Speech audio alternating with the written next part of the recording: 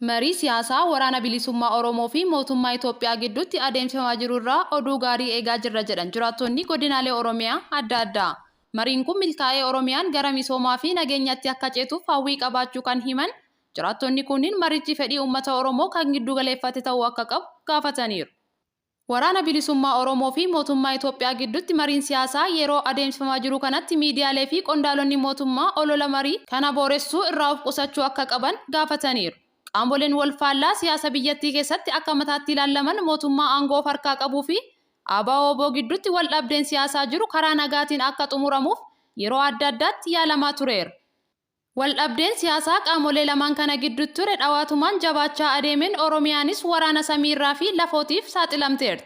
Waggoota arfan darban mootummaan hidhattoota waraana bilisummaa Oromoo balleessuuf yaalii walitti fufinsaan taasiseen godinaalee Oromiyaa adda addaa keessatti haleellaa diroonii fi meeshaa waraanaa gurguddaa fayyadamuun lubbuu namoota nagaa kumaatamaan lakkaa'aman dabarsuun danda'ameera.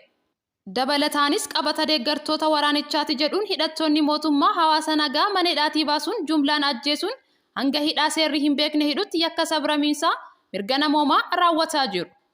Qisaasama lubbuu fi qabeenya uummataarraa qaqqabe kana hambisuuf namoota siyaasaa fi gareewwan abbootii gadaa akkasumas dhaabbilee miti mootummaa idil addunyaa yeroo adda addaatti yaaliin araaraa taasifamaa tureera. Ta'us garuu araara buusuun otoo hin danda'amin yoo nagaheera.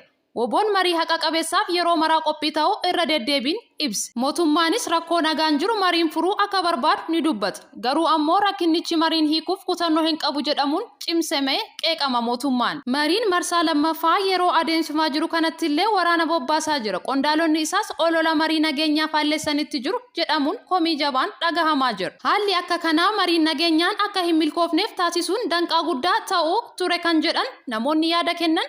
Ammas yeroo marii fi araarri kun adeemsifamaa jirutti miidiyaaleen mootummaa olola hin taanerraa of qusachuu qabu jedhu.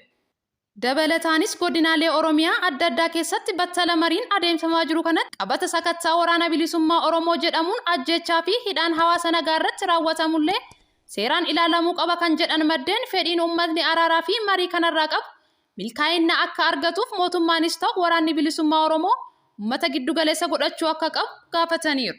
Godina Gojjam Lixaatti haleellaa hidhattoonni faannoo raawwataniin lubbuun dhalattoota Oromoo 25 ol darbuun himame. Naannoo Amaaraa godina Gojjam Lixaa aanaa Buree gandoota Boqoo Caboo fi Sonton Maariyaamii keessatti haleellaa qindaa'aa hidhattoonni Amaaraa faannoo jedhamaniin roobii darbee sadaasa 8 irraa eegalee geggeeffamaa jiruun hanga ammaatti yoo xiqqaate lubbuun namoota 25 darbuu fi jiraattonni gara Horroo Guduruu Wallaggaatti baqachaa jiraattonni naannichaa himan. Akka jiraattonni haleellaa kana dheessuun qe'ee isaaniirraa buqqaanii fi aangaa'onni naannichaa himanitti haleellaan kun sadaasa 8 bara 2023 ganama keessa naannoo sa'a 2tti kan eegale yoo ta'u haleellaa kanaan hidhattoonni faannoo godina Wallagga Bahaa aanaa Kiiraamuu ganda Haroo keessa buufatanii jiranii fi kan naannoo Amaaraa godina Gojjam Lixaa keessa jiran waliin qindoomuun waloodhaan kan raawwatan ta'uu ibsaniiru. Dhalataa Oromoo fi jiraataa godina Gojjam Lixaa aanaa Buree kan ta'e haleellaa kana baqachuun gara godina Horroo Guduruu Wallaggaa aanaa Agamsaatti dheesse maqaan isaa akka hin eeramne gaafachuun akka himetti haleellaa kanaan hamma yoonatti dhalattoonni Oromoo 25 ol ta'an du'uu adda baafamanii beekamuu himeera. Kana malees dhalattoonni Oromoo haleellaa kana yeroo dheessanitti laga Abbayaa yeroo ce'anitti lubbuu dhaban kan jiran ta'uu himeera. Jiraataan godina Horroo Guduruu Wallaggaa kan biraa Gojjam Lixaa ganda Boqoo Caboo keessa jiraatu maatii akka qabu himeen yaada isaa kenneen haleellaan kun duguuggaa sanyii dhalattoota Oromoo irratti geggeeffamaa jirudha jedhe. Sababbiin wal dhabdee kanaa dhangaa yookiin midhaan sassaabuutiin kan wal qabatu ta'uu himeera. Dhalattootiin Amaaraa dirqamaan Oromootarraa dhangaa sassaabuu yaalan.